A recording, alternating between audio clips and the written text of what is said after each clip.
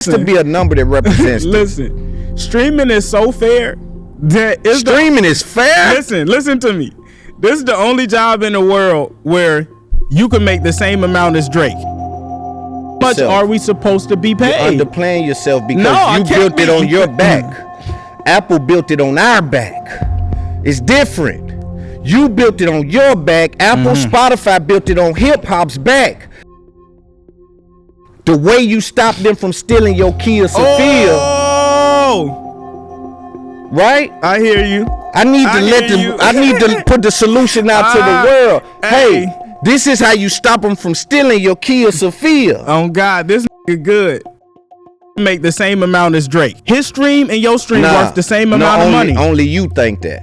No. His stream and your stream is worth the same amount of money. No, they've got good with the propaganda. See, Roc Nation situation. When you asked about Hov, what was the thinking? What was they saying? You know, for me, I guess I'm so personal in my career that I'm like, no, if Hov want to sign me to his label, Hov will come talk to me about it. Right. So you telling me that the original deal had $0 and they participated a $15K discretionary fund, but right, no but money. that's zero. That's nothing, right, in the grand scheme of things. But I'm saying, and they had participation in they had financial participation in the benefits of the music, right? Now niggas want to loon me to death. Salute, Loon. Yeah, exactly. It's my man, Loon. That's my man, too. Both Loons. Old Loon, new Loon, both Loon. Okay. Yeah, All ops must know it's up there and it's stuck there, nigga. When it's up there, man, it's stuck there. Shut up.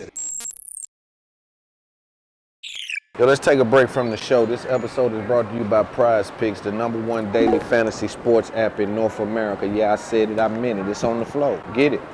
It's on the flow at Prize Picks. Get it. It's on the flow at Prize Picks. Let me explain something to you. They turning $10 into $1,000 at Prize Picks.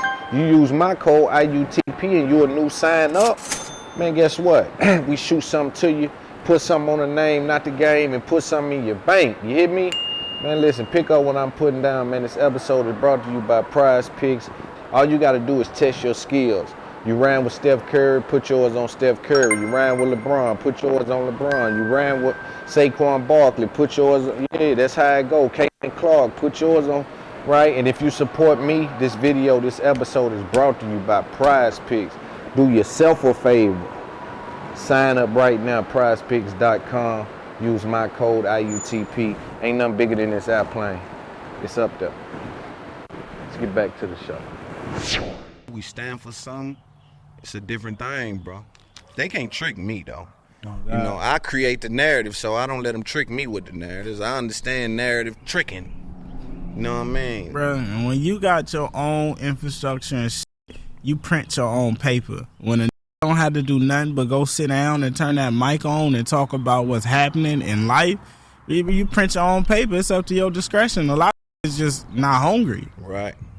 You know? Exactly what it is. Yo, welcome to It's Up There podcast. I am your active and attractive host. Come on. For another episode of the fastest growing podcast on the market right now. I'm in the Bay today, man. You dig what I'm saying? I'm in the Bay. I decided to fly out to the Bay to get with my homeboy, who I've been watching from afar, who is a market maven, who is someone that is a data bank, an information broker. Come on. Today we're dealing with the young king, LaRussell. How you doing, bro? Man, I'm well. Gratitude. Good to see you, bro. Yeah. It's good to see the you. Information broker. Yes, sir. Yes, sir. I see out here on your compound, man. Tell me a little bit about this, man. Tell me a little bit about what inspired you to take this journey and put it in your own hands in that non-traditional way that we've been talking about. Man, lack of resource. Ultimately, you know, it's like if you from the region and you from the Bay, we don't have labels, we don't have marketing agencies, we don't have a lot of PR firm publicists. Just the infrastructure, you know, to make it as a musician isn't the same as a LA, New York, Nashville, Right. Miami. Right. You know, like you can't just be walking down the street and run into a LA Reid out here. That is just a different type of game, you Right. know. So naturally, you really have to build it if you want to succeed at that level. You have to build it. That's facts. You just told me you were dropping again. Talk to me about why Yeah. you put so much music out and Come on. the ability to be free. Man, I put so much out because I make so much I love, and you know, it's like, why not? And they're like, why you put so much? Why not put so much out? Because that's if the niggas loving it and fucking with it, and it's paying you and taking care of your family and growing your community. Why would you stop? On the contrary, though, if people are not loving it, does that stop it? No, because I love it. Right. Right? Like, what you love doesn't supersede what I love. You know, it's something to consider, but it doesn't supersede what I love. When I stop loving it, that's when I stop. And you still up head over heels. Man, that's like the one thing that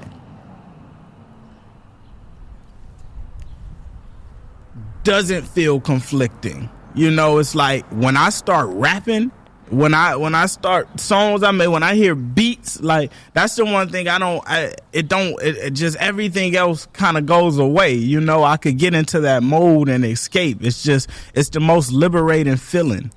And the business model, we just was talking about when they insert rappers into like the record label or the record business, it kind of slows their run down. I think when we watched Gucci Man back in the day, he would drop a lot, the mixtape era. It's like this is how all these guys built these legendary fan bases. Bro, even the new it's the same. Like when Kodak was coming in, Rod Wave, it was like you couldn't get enough. You know, I mean, that's why YoungBoy's still on the run he on, because regardless of the quality of music, he giving it. Exactly. So like the people who f with him could always find a new reason to f with him.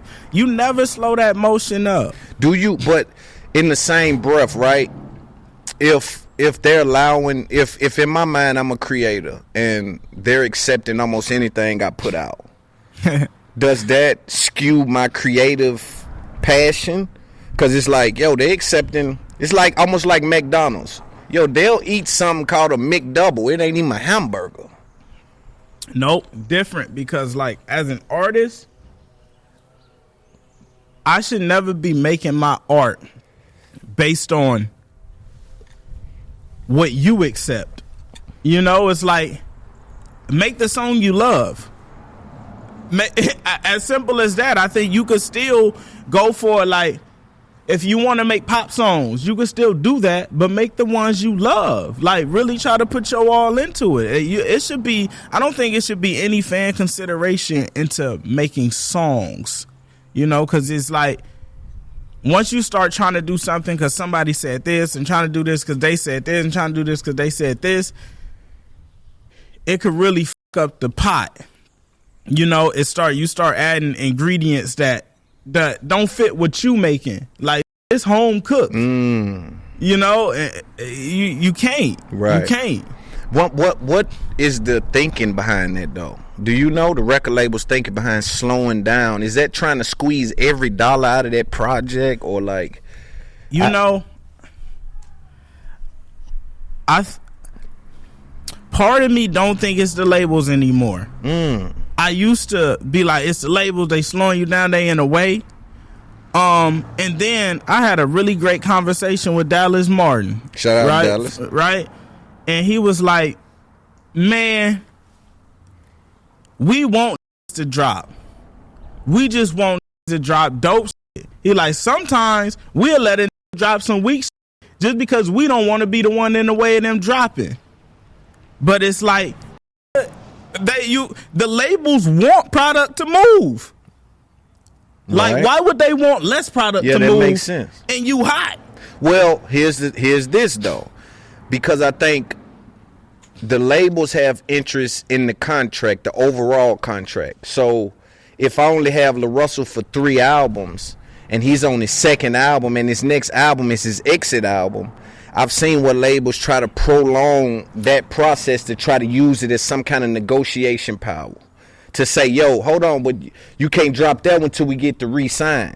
And they keep denying it. They don't say it flat out like that. I think that only is applicable to them if your shit ain't hitting. I think they did YoungBoy like that. On the way out of Atlantic is what they were allegedly saying, is that on his way out of Atlantic, they were trying to Kodak as well. I think that applies if your shit ain't hitting. If I come in and I'm Roddy Ricch and my first shit goes platinum, diamond, you think I don't want to put out another one after? I don't care if our contract for 3 years. If you're going to give me more now, why would I wait 3 years later to get it? But if it ain't that, then it's like, we need to have you here until we get that again. You feel me? Or it could be looked at as a loss for the label if they say, we've made a lot of money, but we dumped $2 million into getting your brand to a place where it's noticeable. It's a very recognizable brand. We're looking at a long game. We don't want to just let this guy walk out of the building. Mm-hmm. And if we even seen 50 Cent play this trick with Young Buck when he was trying to get out of that G Unit contract. It's like, send an album in, no. Send an album in, no. You're saying that you believe it's because the music isn't. So listen, right? I thought it was that too. And then it was like, we be trying to save from putting out something. We don't want you to fuck up your career. We hear it. We the first to hear, because I thought it was what you were saying too. And sometimes it may be, but hearing that perspective from the inside, it's like, I get that completely. Right? If you making me money, I'm never going to slow you down. Yeah, but if I'm losing money, I'm going to want the terms to align in a way that I set them. So what do you say in the NFL when you got a 2,000 yard rusher per year that they slap the franchise tag on, right? It's like there's business. This ain't all about the money in the moment. Like they're trying to hold some of these generational talents and some of this. Like I don't know, man. It just almost feels like that. Loon, bruh. You don't think so? Loon, bruh. You think they want the money? Loon, bruh. Hey, you hear how many things you got to make? How many scenarios you got to go through? Right, bro. You think it's pure money. Keep the money coming. So you think that the record sales are slowing down in a way where the label is saying, that ain't it. We're not putting that out. Listen. Bruno Mars don't have these issues. Drake don't have these issues. Why didn't you love the label so much? Because if you making money, I'm going to do whatever I'm supposed to do to kid. I don't want to stop making money with you. Start you making enough money, then be like, here, we'll give you an indie disc show so you can do your shit as long as we get. Right. Yeah. Then and it really skewed my perspective because I got a lot of offers early that the offers came without more insight from the offerer. And for me, I guess I'm so personal in my career that I'm like, no, if Hov want to sign me to his label, Hov will come talk to me about it. Right. Like yes. that in my mind, I'm like, I remember I was like, Hov gonna be at the meeting? And it was like, no. And it was like, what we doing? He want to sign me to his label, right? That was my mind, so I couldn't grasp it happening in that fashion. Right. And I'm with you on that. That's why a lot of this industry is smoke and mirrors in that way, where it's like, respect me enough to tailor this thing. Respect me enough to consider everything that we've already been through. Me traveling the world by myself, building this thing. You dig what I'm saying? Like, I get into some of these meetings, because I've had meetings with everybody as well, and I'm just like, oh, y'all don't know, we gonna have an issue because y'all don't understand the product. You know what I'm saying? Y'all look at the numbers, but the numbers is that way because I understand the product. Yeah. We can those numbers up. See, but that's the thing. It's like we give them too much benefit of the doubt. Not benefit of the doubt. Like we what matters to us doesn't matter to them. Right? The bank doesn't care what you use this loan for, as long as you pay them back. But we be wanting them to care about the art as much as us. And it's like, they're not artists. Right. They're investors. Right.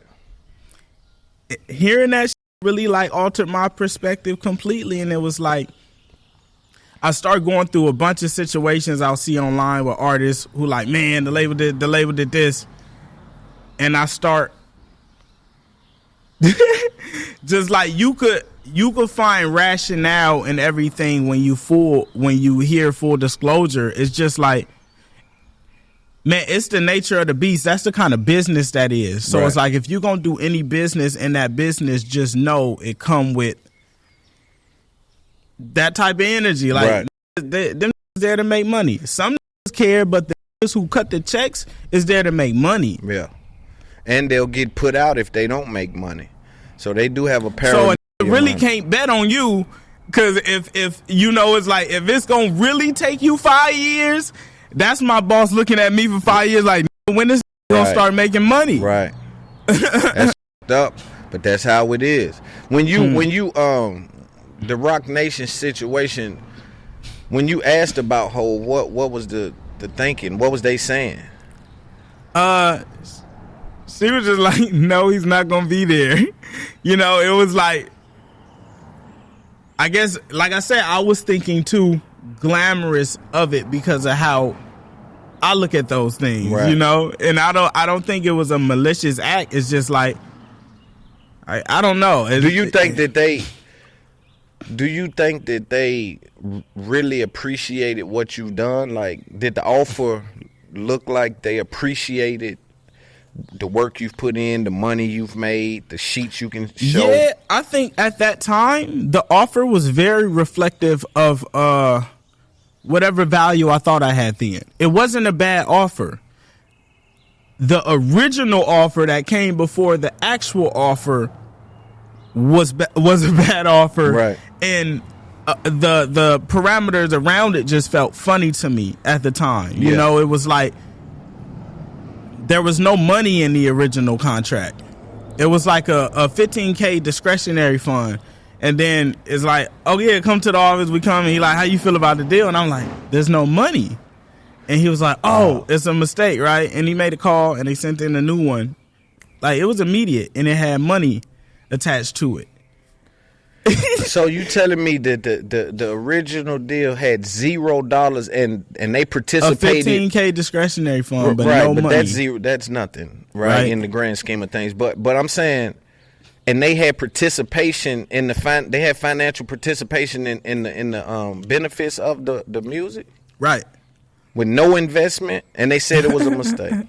And then after he said it's a mistake, the other one came that had the money, and it just didn't sit right with me to where I could do it, because it felt like, I don't know, that's a lot of money to make a mistake with. And even if it was a mistake, it made me start thinking like, if I would have signed the one with no money, would you have told me it was a mistake? No. And once I started feeling like that, it was hard to like, it's really hard to do business after that. And it didn't, you know, like I said, it didn't come with no explanation. Even after like I did the interview with Math and we was talking about it and it went viral, it didn't come with like a call of like, no, bro, this is what, you know, like I just feel like a genuine would give you a call if they was ever trying to sign you to they and how you be a part of what they doing, but it didn't come with a call.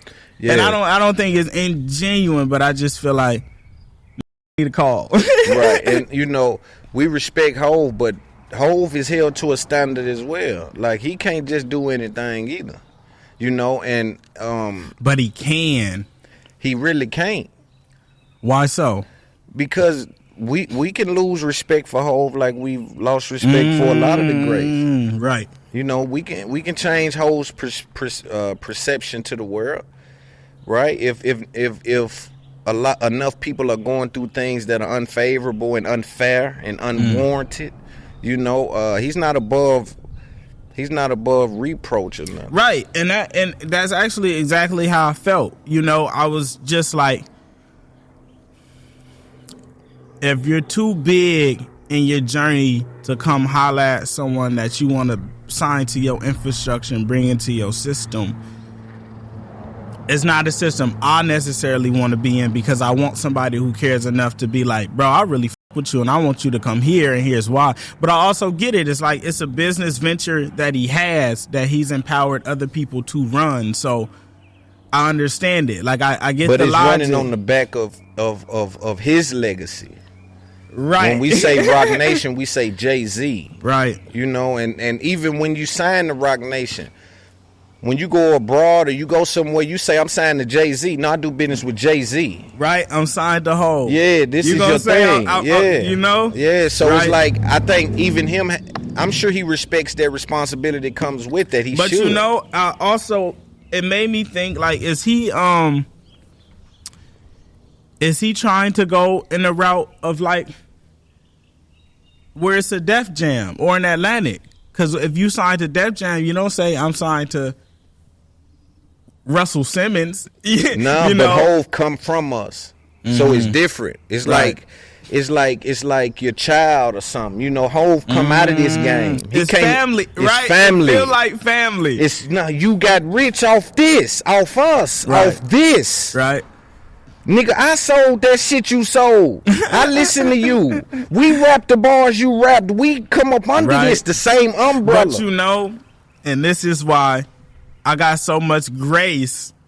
I just need a call, because I also, like, though that is all true, we still not really entitled to anything. Of course not. Because sometimes, you know, when my fans, I have to remember that me giving anything I gave is enough, because I never had to give anything. Right. Right. So that's where, like, I understand the human in the whole ordeal. It's just like, let's have a conversation. No, but I still think, and that's the honest truth, man. Because don't owe no nigga nothing. Right. So that's more. That's, right. Like, that's the truth, man. But at the end of the day, it's like, bro, right. We talking about. It's a lot of young men coming out the darkness. It's like, I'm a young black independent nigga building infrastructure out of Vallejo. You know, I think that there's a due diligence for OGs, you know, in every lane, to just be pat to the niggas who like my whole team is like, I seen Splash and it's like, no, this nigga's one of them. You got that due diligence, you know, to bro, that's culture. Exactly. And I know Hove is tapped in, because I've seen Hove with the Tax Stones of the world. It's like that don't get on your radar unless you tapped into the streets and our culture for real. Right. So you can't, on one end, see what happens is right. That's what be the problem, right? It's like, yo, bro, we got to make sure that we consistent in our messaging and our approach, especially when we at the highest level, you held to the highest regard. So I couldn't sign with Roc Nation without meeting Hov. So see, that's how I felt. That's exactly what it was. It just didn't. Yeah. Like I feel like I shouldn't have even got a deal without meeting her. Like I shouldn't have even got an offer without meeting her. Like it was just so. Yeah, I don't know. When you started on this journey, who inspired it?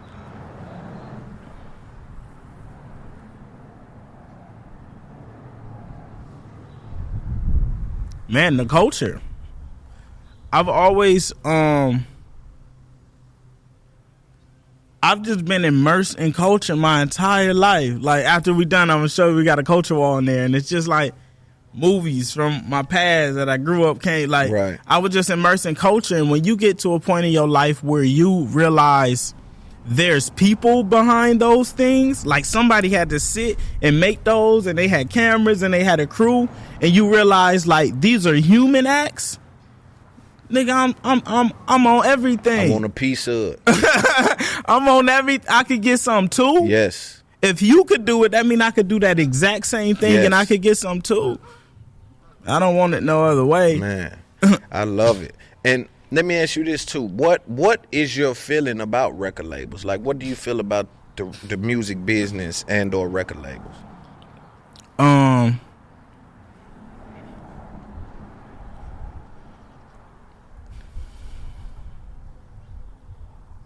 I've had a period of my life where I was against.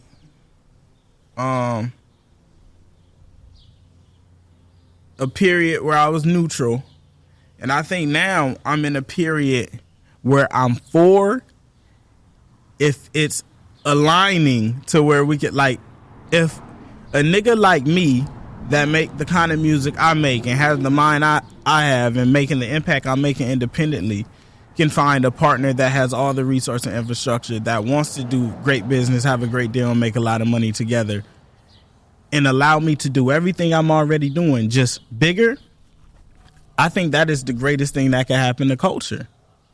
The right parties get together, and it's like, this should be at the top. This should be propelled. Right. Because it's like, we have those discussions and debates and propel shit that ain't even positive. Like, right. It only has a negative footprint to it, and we like, let's rally together and put this, we're going to make sure everybody sees this. So if we do that with a nigga that you feel like, nigga, I'll fly to the Bay to go function with, I fuck. If we feel like that, it's only a win. It's one of the biggest wins. Yeah, that's for sure. And we're gonna get to that too, because I do like that. You know, I had a conversation with D1, a kind of rough conversation, because D1, in my opinion, his brand seems a bit more, and I got a lot of love for D1. When I speak about D1, I don't want people, because some weird way they got it where when you critique D1, you critiquing God. like you going against Jesus Christ or something. Not him in himself, but like because he stand for the word of God, that be careful when you critique him. But I'm a righteous man, right? So I think those tough conversations I'm comfortable having. But I think his brand is a bit more disconnected, right? It's positive, but it seems like it's a little more disconnected. Yours is positive, but it's still lust. Yeah. And I think that I want to take a little time and applaud that. Like, that's a beautiful thing, to not glorify the killing of the culture, but be killing the culture. Yeah. You know what I mean? Yeah. So I want to big you up for that, bro. Like, Man, in a real way. I appreciate that. That shit mattered to me. Like, cause I know how easy conscious can become corny and become unreceived. Yes. Right? Cause it's like, once people associate it, where it's like man, sometimes if you told me Jesus walked on water, it made me feel like, well, I can never be Jesus. Because and niggas don't walk on water. Right. But if you told me he sat and meditated and took care of his people and then, you know, like, but it's like that quick depiction sometimes, like, if you come off too righteous, and it's never a you thing, it's just the people receiving it. Like, you can never be too righteous. I can only receive you as too righteous. Right? So depending on where the people at, a lot of niggas will just write it off, but I'm still, it took me a long time to find a median between preachy and just human. Right. Because my thing was with D1, I was telling him, yo, you're critiquing rappers, bro.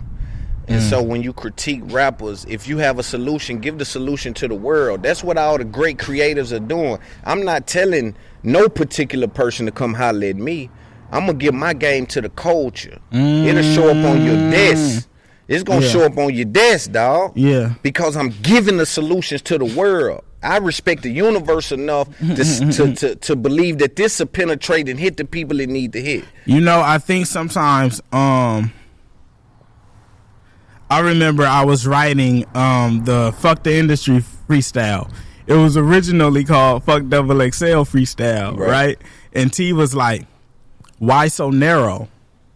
And I was like, you're right. Right. Fuck the industry. Yeah.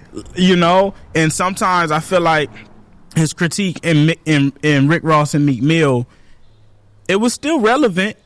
It was just narrow. You know, Right. it's like we could it's a lot bigger. But he narrowed in for that moment. But it was still relative. Like he has a valid point. Like when you grown men and you telling niggas to kill niggas and slide still and perpetuate that, you do have a due diligence. It's like, yeah, you can't. I was at Sadhguru camp and he was like, you know, everybody look at freedom as like the ability to do what you can. And he's like, just because you can say something doesn't always mean you should say it. Right. Or can't do it. You know, like he was just asking niggas to be more conscious and valuable of their output. And I don't think that's out of reason, but it's also not. Niggas don't have to. Yeah, you know. But here's the thing, right? My thing was it was always good until you said I want to meet with y'all to have dinner. That's my part. See, you think it's like a nigga trying to get in the circle? Come on. What I need dinner with some niggas rapping about killing and I'm righteous. I'm the Christian man. I'm gonna tell y'all how to fix that. I don't need to come here because the solution is for the kids. You know though, I don't know. I think that's valid because I think like he's saying I want to open the door for conversation so I can explain to you why I feel this way because you're my favorite. The world. No. Explain to you the world. You could have just said it. You already said it to the solution to the world. Okay. If I'm Meek Mill, like if I tell you, but niggas receive it differently through the internet than through conversation like this. Like we able to holler differently right here than anything I could put on the internet. Even if something happened and I went on the internet and I'm like, Loon, nigga, you was at my house. It would never be the conversation that we can have like this. Yes, but this is an overarching point that you're making. Again, why so narrow? So my thing was there's no need for you to meet with Meek Mill and Jim Jones. My thing is this. If I say, yo, I heard they stealing Kia Sophia's. I don't need a line of niggas that own Kia Sophia's outside my house. I need to get on my platform and say, the way you stop them from stealing your Kia Sophia. Oh, right? I hear you. I need to put the solution out to the world. Hey, this is how you stop them from stealing your Kia Sophia. Oh God, this nigga good. You see what I'm saying? Yeah. So it's the self-serving aspect that makes it come off as, oh no, get in the circle. Yeah. Have dinner for what? Get a solution to the world. It's more than just them three doing it. It's a culture of it. At that time, a couple of those guys didn't even have music out. Then Joe Budden come on the list. And it's like, yo, I can't wait. He told me, I can't wait to meet Joe Budden and hug Joe Budden. And I'm saying, for what? I ain't saying that you're wrong for being righteous. I'm saying that sometimes that is the feeling though behind I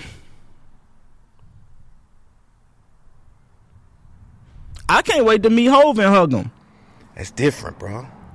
Hov done poured into this culture in a different way than Joe Budden. D1 ain't got no right. What you pulling from Joe Budden that I ain't respectfully, like I'm saying that a rapper, a Christian rapper though, a Christian rapper that's saying Meek Mill, Jim Jones, Rick Ross, y'all need not be. But you know though, he's not a Christian rapper. He's a human. That's right. And I know, you're right. And that is the base of that interaction. When you put roles and titles over it, and these the rappers and it's a rapper, it kind of no. He got No, because what happened was he the one inserted the fact that, yo, I'm feeding the kids and doing this for the kids, and y'all are destroying the neighborhood. So he brought them dudes wasn't talking about, bro. And I'm saying, if the industry has the problem, if you have mice in your house, you did. What I think also maybe we're going too narrow. Maybe it wasn't even like it was only Rick Ross and Meek Mill because they had just dropped and they was on a promo run at the time, right? If it was somebody else on the promo run at the time, it probably would have ended up being them. Maybe it wasn't as narrow as them, but as narrow as the moment, and we're just making it them, you know. Still, the solution is the same. Right. If Right. your point is that, the kids are listening. The kids are listening. We talking about Meek Mill and Rick Ross that sold, and let's put real numbers out there, 66K the first week. Mm-hmm. Man, we got people selling 200,000-300,000 of that kind of lineage, of that kind of climate that's dancing in that rain. Right. That again, putting that solution out, they still in Kia Sophia's. This is how you stop it, right? So I'm telling y'all that, this is affecting the kids, and I think y'all need to alter that. I think there's a way to do that, and I'm saying that it was okay until you said, in my opinion, I want to have dinner, right? What changed your mind about record labels? What was that switch? It's been gradual. The bigger I've been getting, the better meetings and conversations I get to have because my leverage is higher versus early on. So now it's like I get to sit with a Tunji, or get to sit with a Dallas, or get to sit with this guy who's EVP here, and this is, and the conversation is different at that level. And it's just been gradual, because I've been getting to talk to these niggas and as humans, right? You know, like it's not just business. Sometimes it's just like a human build. Like Noah from Def Jam is like a dope human, like nigga beyond the bid. Like whether the business work or not, he a dope human. Right. So when you meet the humans behind it and they explain it with their perspective. And it's not just an outside perspective because you knocking on a window and you think you know what's going on. It just it alters it a lot. And when I started realizing that the only thing that can happen to me is what I allowed to happen to me. As far as business. Exactly. So what changed with the conversations though? Like is it points? What does a good deal look like to you? Is it splits? Is it points? Is it leverage? Is it freedom? What changed with the conversation was me asking more questions about everything I used to wonder about that I thought was a thing. With the niggas, like, why y'all slowing niggas down? I asked that question. Okay. All the questions that niggas be like, what about the streaming? Why? How that shit be popped? What be happening when I asked all the questions? And the answers I got was just like,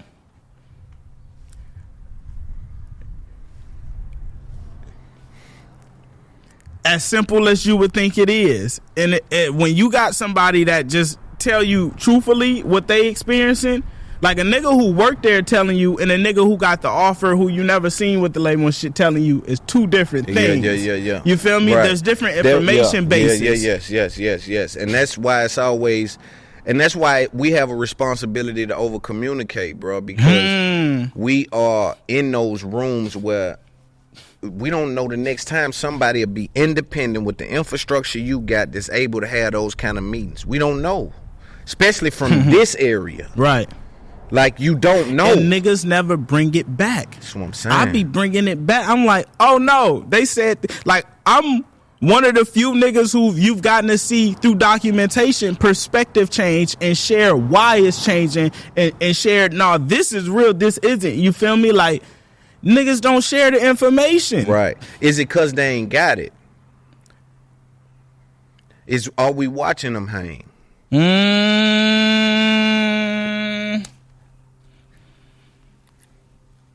We might be watching them hang, bro. We clapping while they hang. You know what I'm saying? Because these dudes, again, the black culture has a very high interest in, like, perception. You can do a lot if people just perceive you as winning. I think a lot of these guys don't even know what they're making or spending a year. As long as they can look the same to the audience, they don't care if they 5 albums in debt, 60 million in debt with the label. As long as I can still take the private, have the Rolls Royce, take the pictures, doing this, that, and the third, I'm willing to sacrifice the actual reality for the perception. Right? And you can't knock a nigga for that. You can't? You really can't. Damn. Because if a nigga want to know and don't know, that's one thing. But if a nigga don't want to know and don't want to know, right, I can't have no problem with that. Facts. He don't want to know. Right. You trying to tell a nigga who don't want to know. Right. That's like trying to teach a nigga math who like, nigga, I'm telling you. I'm looking at you and telling you, nigga, I don't give a fuck about that. Right. And you like, but nigga, you need to know this. And it's like, that never works. That never works. What drives that, though? Maybe is it because I have a hard time believing they don't want to know. I think it's they the don't want to wait. reason why they don't want to know is different. Right? That is a factor. Yeah. But it doesn't override the fact that they don't want to know. Until you could teach them and then they get themselves to a point where they want to know. But our whole culture saw TLC. Our whole culture saw. But we didn't. Damn. But we didn't. Niggas found out, you know, it was like, even when niggas found out, like when they did their announcement, like this is what's happening, the niggas who get it announced to is like, we don't know or understand none of it. Right. Like half the time we be discussing deals and terms, and we like until I got into it, I was like, damn, my perspective was so skewed because I ain't know shit. Right. But still had a mean perspective. Because you're still dealing with a thinking man. Perspective. Yeah. And then you put something together. Nigga, you standing on clouds. Yeah. Standing like on clouds. When your perspective and your opinion ain't based off experience, like true knowledge, nigga, I was there and I touched it and I seen it. You standing on the cloud, nigga. Right. That house ain't built on nothing. Right. That house ain't built nothing but opinion. And knowing is participation. I tell people knowing is participation. There ain't no way. Like people be saying, I know what I'm talking about. Knowing is participation. And if you ain't participated, you got to stay away from that word. Right. You know what I mean? And that's for everybody. That nobody's excluded You from didn't that. play. Yeah. You didn't play. Like a nigga's perspective on what happens in the league and why players do what they do who didn't play is like, nigga, you could tell that at 24-hour fitness. Right. You don't need to go educate the world where you feel it's like, bro. It's off. And that's why in media it gets confusing, right? Because some guys are black people, but they're not cultured people. So you'll have a black person speaking on a LaRussell coming out the Bay or a rapper, and they not understand what they've been through, what they're talking about, what they even looking at. But sharing that opinion as it's a fact. Right, and because they share the skin color, don't nobody look into the background of it. Like, yo, did you play kickball? Did you grow up, like, did y'all, like, play hide and seek in the neighborhood? And like, are you a real person? Yeah, you one of us with for real experience. Right, yeah. Or respectfully, did you, because if that's the case, not saying you don't have a place in the culture, but let it be known that you're speaking from that perspective because it's blurring the lines. And people are not understanding. Right. You have to say that you're telling the story from the outside of the house. Yes. You got to be like, this what was going on from the front door. Right. It was closed. Yes. But this what I heard from the front door. You got to say, this what I heard from the front door. You feel me? And that's what niggas is leaving out. Right. Which is why the information come back the way it does. And you'll have niggas like, I hate labels. I don't ever want to sign. Like, nigga, I was so independent to sometimes I feel like to a fault, because if I was more open-minded to it and I didn't have the perspective of fuck these labels, hate these labels, I could have bended a great situation like I've been able to do a Live Nation and shit. You know, like I would have been able to accomplish that earlier, but the knowledge base, like, you feel me, you don't know until you know, and you don't really know until you go touch it, feel it, see it, smell it, and when you do that, you understand that all possibilities exist. These niggas is trash, some of them, and they cheat and they lie, and the niggas be stealing money and laundering. That exists, like, in the world. And then there's some of these niggas here who like, nigga, I love this shit. Exactly. This all I do. I like to put out here. I like to make money off this shit because this is what we make the best, right? And that exists too, just like in the world. Right. It don't change when they get into a building. A label is literally just a building with the world in it. Like, you put the world in one building and then you build a building over it, and all the niggas that was in that little group right there is at the label. You got all different kind of niggas up in this motherfucker, sure. You know? But now there is a power structure at a label too. It's good to have people in position that's decision makers that understand culture. Because even a lot of times they have people in position who, oh yeah, nah, you work for Atlantic, you understand culture, but you ain't got no power, you powerless.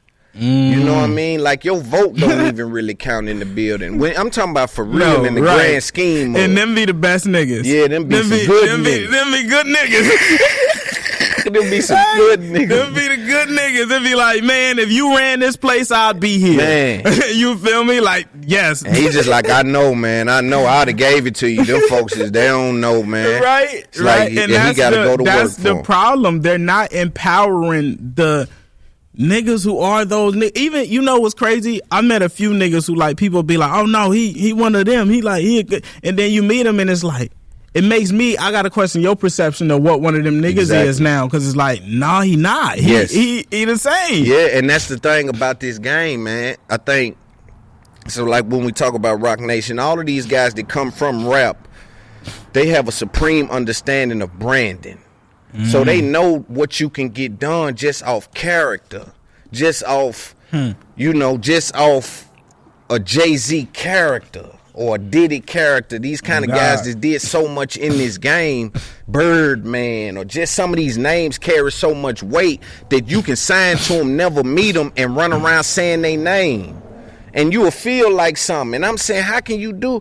That's craziness to me. Oh God, Right to me though, to give you my that's baby. because of how we run our lives. You feel me? Because I feel the same. Like no matter how big it is, if I'm bringing you into the system, I gotta meet you. Yes, because it's my system. Yes. And you might fuck my shit up because I didn't meet you. You feel me? But unless you. I don't know, right? Because how we perceive it isn't the way that it's being perceived massively, right? And there's no right or wrong. Like everybody is to each is his own. Do you think is that the rappers don't want the information, or is it that they don't want to wait on the cake to bake? Right? It's because sometimes I think they're impatient because they want to hurry up and shine. I think it's both. I don't think they don't not want the information. I think they just don't consider it. Like they just don't care. Like it's like that's just not even a thing that's crossing their mind. You know, especially niggas like you on drugs and you sit there and you move. Like there's a lot of things you don't consider in them state. Like when I smoke too much weed, it's shit I stop considering that I should consider. So imagine if it's beyond that and you fucking around with bitches and like your mind is already distracted enough with everything and your paper coming here. It's easy. It's easy to like, nigga, you ain't even ask no questions. Nigga, like I got a whole life I'm tending to. So in that state, you're not even really thinking about all that shit. Cause I think about like some of these guys that get in the label system. It's like they leave with nothing, and the label squeeze all the money they can. I don't think that's ever true. I don't think that's ever true. Explain. I ain't see a nigga leave a label with nothing. When I say nothing, it's relative though, right? Because listen, niggas who go to labels don't make no hit, but the label still somehow figure out a way to make sure we know they exist. Even when they leave with that. LaRussell, like I'm in the V and I put up a thing that say, make me an offer, I'm here, I'll come, whatever, put your shit in. Any one of them niggas could do that and there's money rolling in. The only way you leave with, you can't leave with nothing if a nigga gave you all the notoriety of like a name where people want to hire you and book you. See, I can't give you the amount of money that's going to amount to that. That to me is the smoke screen. When I say leave with nothing, see, I'm watching Kanye, and I'm watching how he's moving around. I remember a long time ago when Kanye was beefing with Adidas, I heard him say something. He said, man, not only Kanye, there's a guy in the conservative market of doing what I do named Steven Crowder. Large guy worth 200-300 million with this microphone. You know what I'm saying? You may not never know him, but he live in that conservative market, say some wild stuff.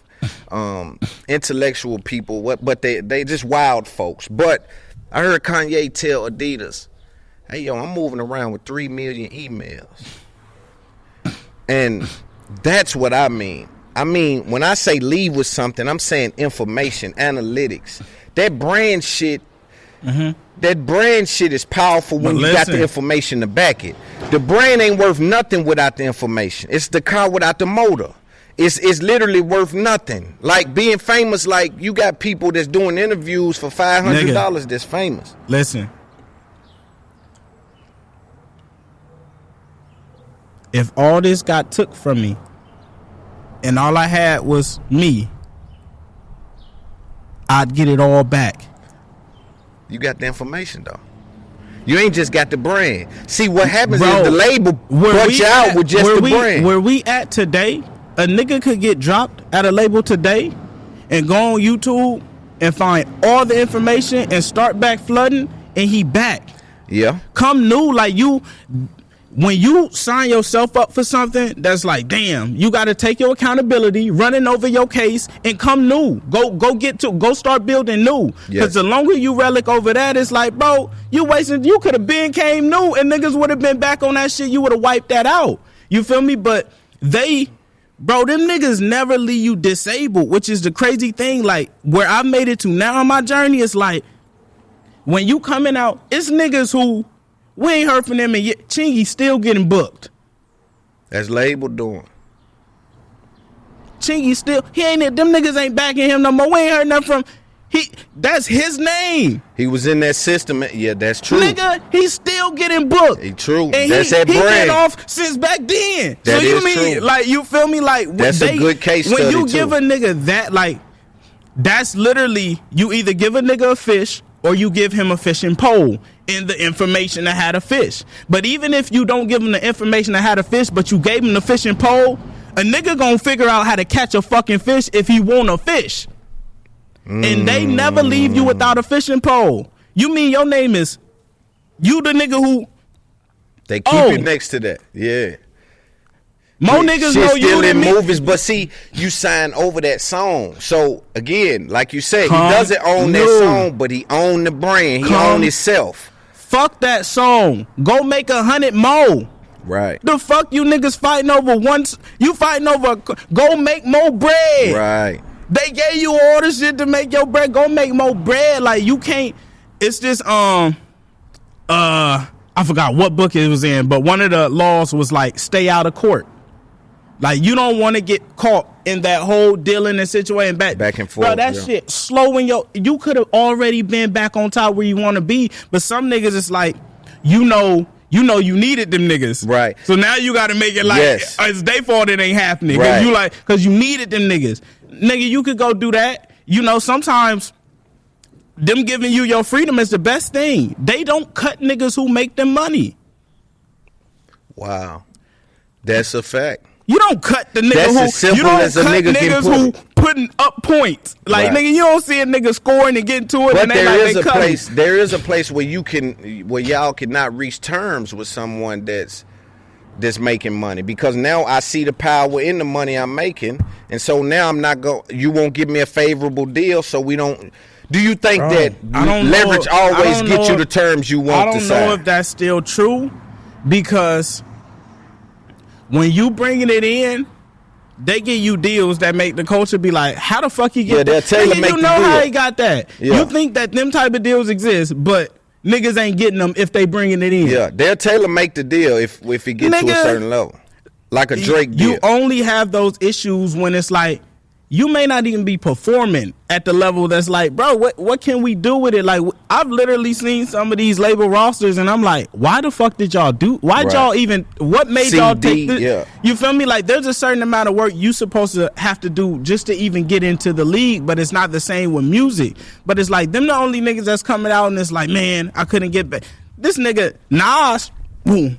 Like, you Right. feel me? The Right. niggas who they gonna put that shit out and get back to it. Right. And you know something else I think that happens, and I want to get your perspective on it, is like when you go into that system and the label puts those marketing dollars in place and you become bigger than life, I think some of those guys tend to hide from their shadow too, where it's like, I don't want to come out with the real numbers because y'all used to seeing me do 150.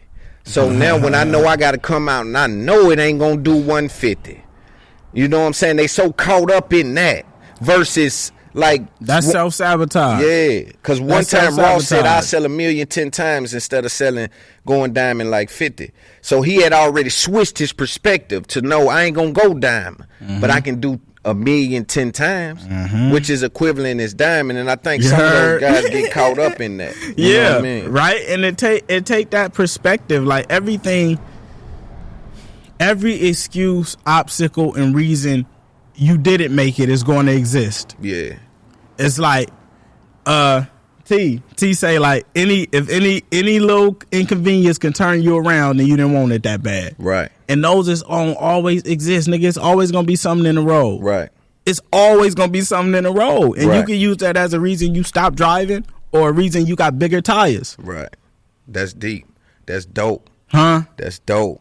Tell me your feelings on the streaming. What's your feelings on streaming?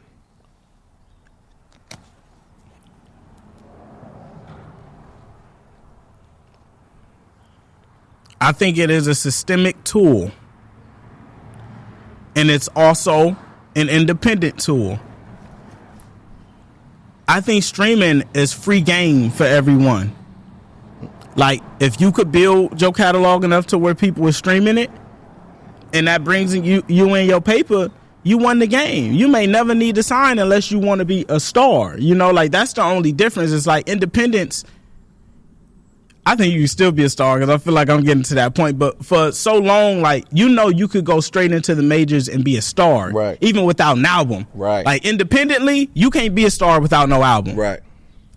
You go major, you could not have album and you could be a star. Like, niggas could start building you and working you to a point where niggas like, you could be a star Right. without any of the shit you used to have to be. But for your music, all the work you put in, you know, all the time you put in, you had no say so in what you are being paid for a stream.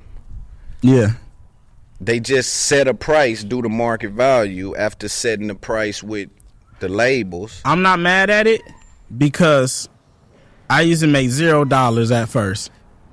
But once that's set, that I don't think that's a good reason to say. So listen, they pay me a fraction of a cent, right? And listen, because I used to be like, fuck these niggas. I did the same shit. And now I'm like, bro, no. I think these are healthy conversations. If I built a platform, right, and this platform generates this much money a month through music, and people pay me $10 every single month. They pay me $10 because I built this infrastructure for them to consume the music that they stream from you. When they stream the music, I pay you, right? So if they pay me $10 and this month I made $1 billion off my infrastructure and off your music, and they only played your song 100 times out of all that money that was made from all these different artists, what percentage of that should you get? Whatever it adds up to. It'll be a fraction of a fucking cent. If I made $10 billion and the Right, amount yeah, that your nah, that's shit very generated low. Yeah, only yeah, contributed this much, Yeah. what percentage would that be? Right. It's like, nigga, when you do the math. But there's it's like, a number though. See, here's the thing, right? Because Universal and them went into that room with a number that spoke to market share. Mm-hmm. To say, yo, we got Drake, we got this, we got all these different catalogs, and yeah, you're making money, but it's like if you're selling Kool-Aid, but I got the sugar. You know what I'm saying? They coming to you for Kool-Aid, but not bitter Kool-Aid. They ain't just coming to you for any old song. You get the audience there by having these certain artists there. But I feel like... But hold on. This speaks to how I know this is because when Apple and all of them first started, they were giving them exclusive deals to try to build that audience over there. And Spotify was like, yo, just come out here for 2 days and then go everywhere. But they was trying to pillage the audience. So what do you say to because it has to be a number. It has to be a number that represents Listen, streaming is so fair. Streaming is fair? Listen to me. This is the only job in the world where you can make the same amount as Drake. His stream and your stream worth the same amount of money. Only you think that. No. His stream and your stream is worth the same amount of money. No, they've got good with the propaganda. See, right. Drake gets more. I think Drake deal for streaming services are different from an overarching perspective. I think it's represented hold on, let on me universal finish. Let me side. finish because you go ahead. Listen, go ahead. Let's talk. Let's take Drake out. Okay. You make the same amount as money. If you made a song today and uploaded it to TuneCore, DistroKid, you would make the same amount per stream that Chance the Rapper makes. Yes. How does that work? You don't go to no fucking job and make the same amount as the nigga who already did it and accomplished it. But here it's like everybody getting the same amount. Yeah, because the everybody only reason you getting get more is if you do more. You feel me? So it's like, well, it's because everybody getting fucked.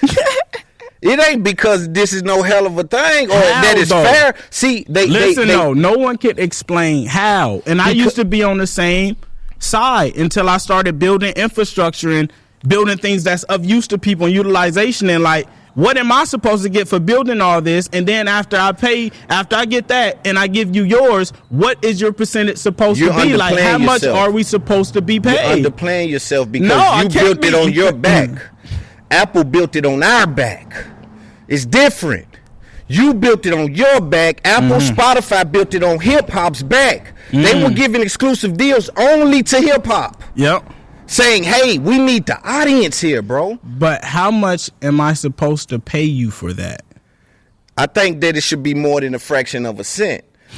You know what I'm saying? What I'm saying, I can't give you a number because I know that it gets wicked. Right. When you get into even the terms and deals of contracts, when you get into the .10, oh man, this done got slippery.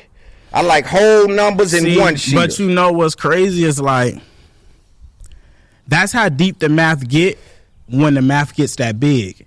Like, to us, the math don't get that deep because our math don't get that big. But I look at Kanye. But when it's billions and trillions, the math goes all the way down to. But Kanye say they do that to trick you. Kanye say, yo, I'm in here with Adidas. They're doing this to trick you. All this don't got to be all these numbers and fudging of all of this is a game. So I'm saying I can only trust the people that, like we said, has participated. I'm watching and listening and reading the books and grabbing information. And that's the thing. None of us have full insight, so we're just highly opinionated. Right. And until we get a nigga who's in there, a Daniel Ek from Spotify, and a nigga like me and you, and this from Apple, and we like have this type of conversation, we lost. But again, I want to practice what I preach in the same way I said with D1. I want to just give it to the world, and hopefully it penetrates somewhere. They had they call us in. Yo, man, that conversation was so deep. See, but sometimes it's like with D1, when you go straight to the world.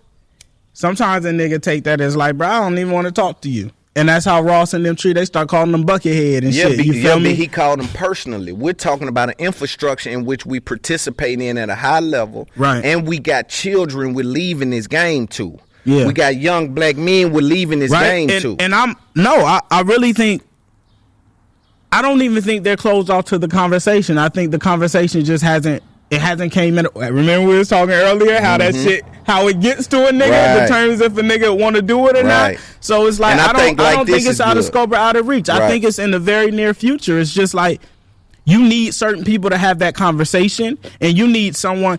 I was watching Clarence Avant doc, and he said they was in this big ass meeting with all the labels and shit, and they said, who is Clarence representing? And they was like, Clarence is here for everybody.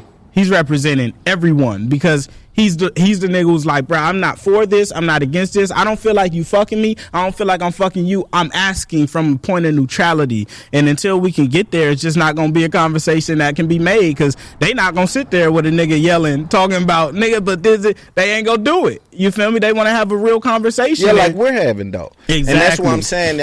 You got to be able to, and like we spoke on earlier, there's only a few people in the space period that can even have these kind of. And I was just about to say, I was going to ask you, and what rapper do you think, who would you nominate to be able to have that conversation publicly where we could all get a grander understanding of that? You, someone from Spotify, someone from Apple, another rapper. Let's think. You feel me? I got some execs maybe, but I don't. I mean, who. Y'all got anybody, any rappers y'all think? I don't know. For it to have the impact it needs to have, it's like it has to be somebody directly impacted who feel how we feel. Right. If a nigga just like, nigga, I'm happy. I was making zero, now I make billions, bro. Right. I don't know what's going on. Like I say, some niggas don't care, and you can't knock them for not caring. Right. Now, here's my thing, right? I also look at the end of the year wrap up. They don't post what it makes the label.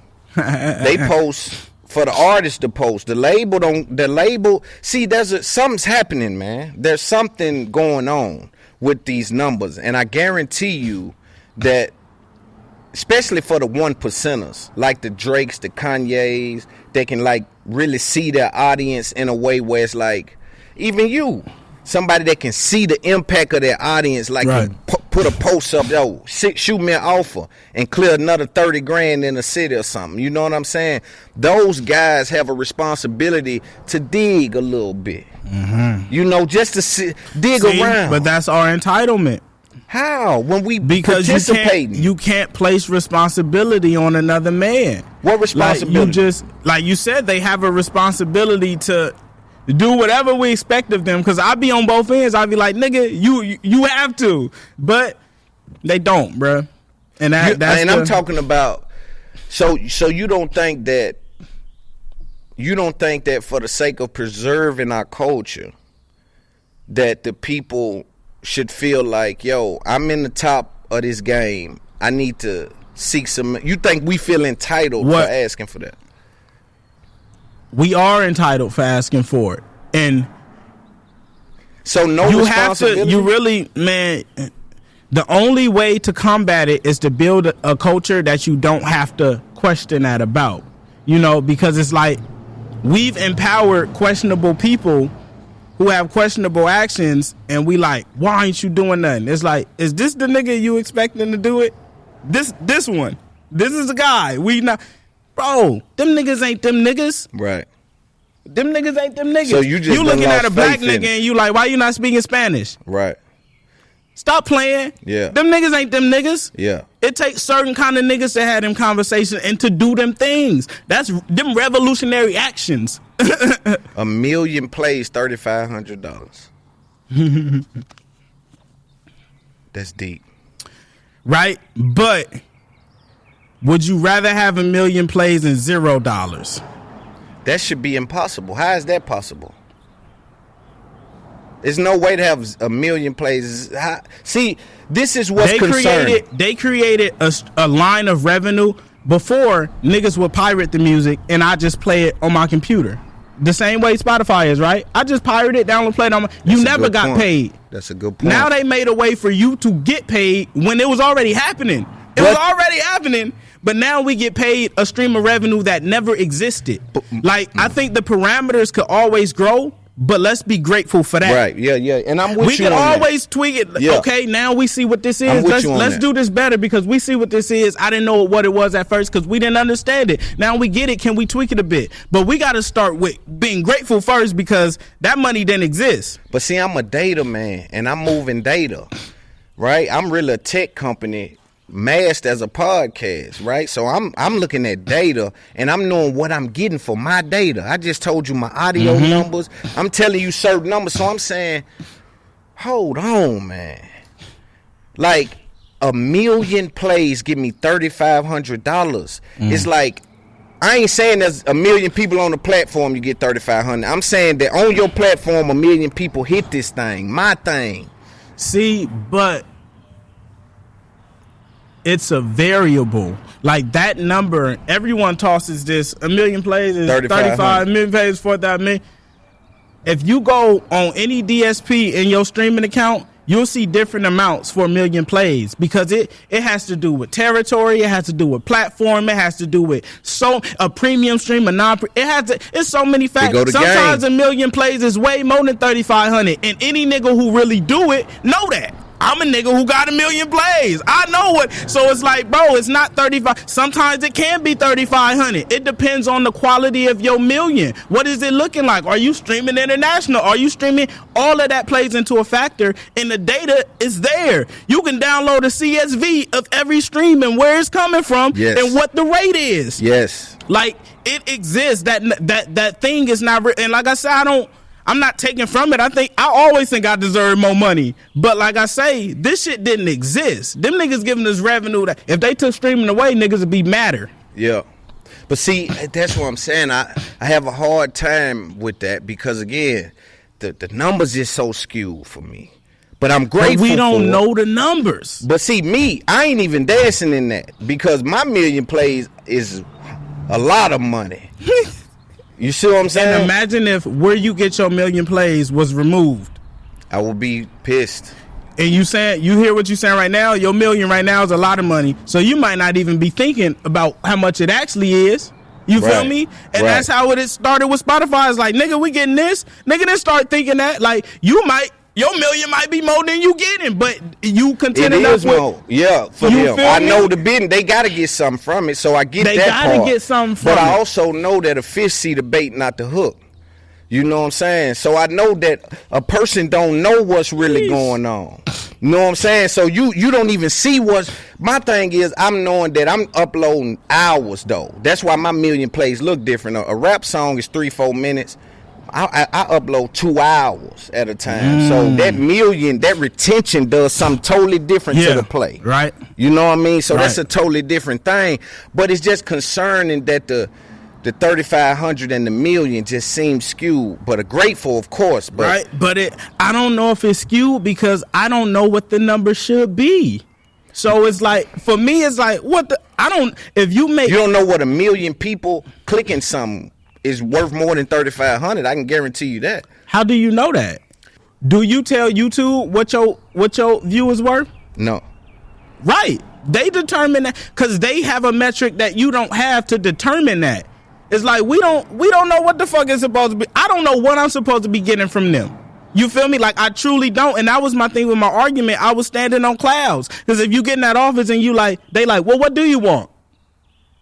Well, I don't know. It's like, we don't even know what we're supposed to be getting, but they're giving us something. So my thing is like, we start with gratitude and we get to grow that conversation because I really don't know what the fuck we supposed to be getting for a stream. I don't know what that shit is worth.